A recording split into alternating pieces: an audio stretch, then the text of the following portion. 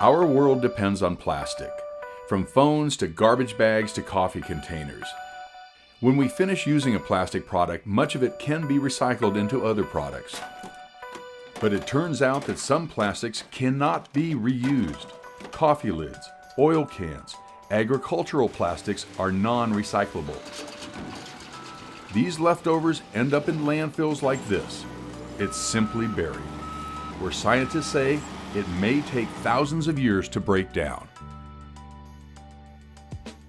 But one Oregon entrepreneur, Kevin DeWitt, thought there had to be a better way.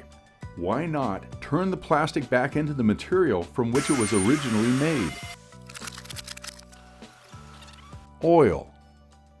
The beginnings of the Agilex business were in my house, in my spare bedroom, working at my computer and trying to make sure that my cat didn't interfere with my PowerPoint slides by walking across my keyboard. So that took about 6 months of effort to kind of, from a complete kind of blank whiteboard to actually develop enough material to start talking to people about it and then see, hey, is this worthy of raising money or is it just a pipe dream?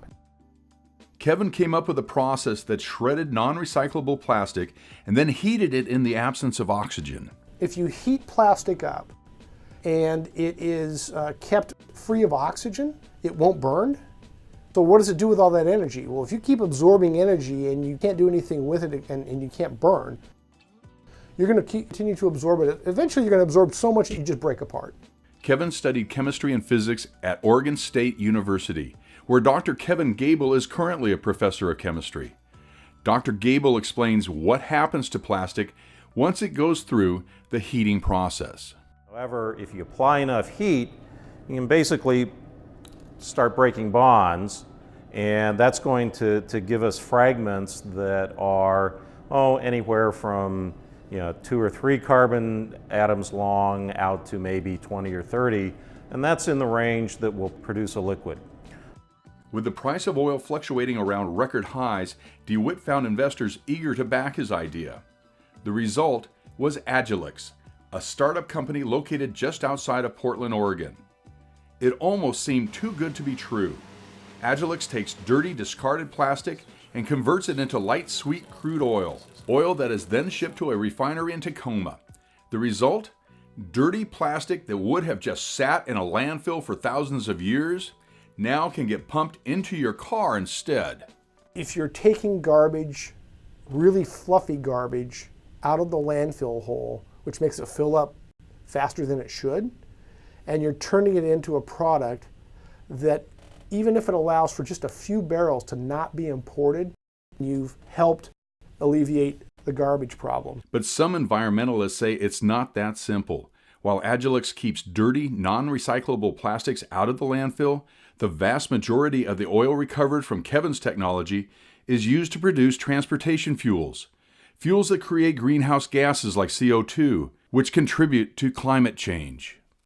One concern that is brought up by some people is the fact that although you're taking a waste and you're converting it into a valuable resource, that valuable resource is intended to be burned in the end. So the greenhouse gas emissions savings is not that great when compared to landfilling. The trouble with that argument is if you still need more plastic, you're going to have to extract more crude oil out of the ground to replace what you've buried. Many experts agree. Plastic should be recycled. But when plastic is either too dirty or too contaminated to be recycled, Kevin's technology diverts that plastic from the landfill and turns it back into oil, reducing the amount that needs to be drilled. This has led producers to argue that their process should be officially labeled as recycling. Alan Jangsma is the Vice President of Agriplast Incorporated, one of the primary plastic suppliers for Agilex. And it gives us a new choice to take plastics that are going out of the country and to reuse them a second time. And if it goes into synthetic motor oil or so, a lot of today motor oil is getting recycled, so it's going to be used a second, a third, a fourth, a fifth time possibly down the road. That means there's less oil that has to be pumped out of the ground. And most people that we talk to and understand that will agree with us. This is a better form of recycling. But not everyone agrees. Rick Winterhalter is the chairman of the board for the Association of Oregon Recyclers.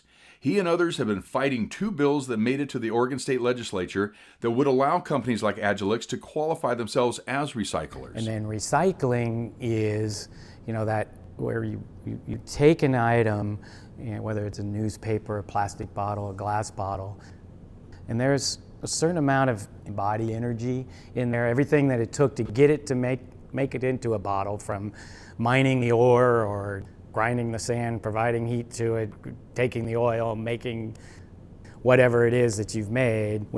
Now when you take that and you put that into the recycling stream, all of that is captured. So conversion technology, while we think, and I think the board feels and many of the association members feel, that this is a great technology, it really has its place, but not as recycling.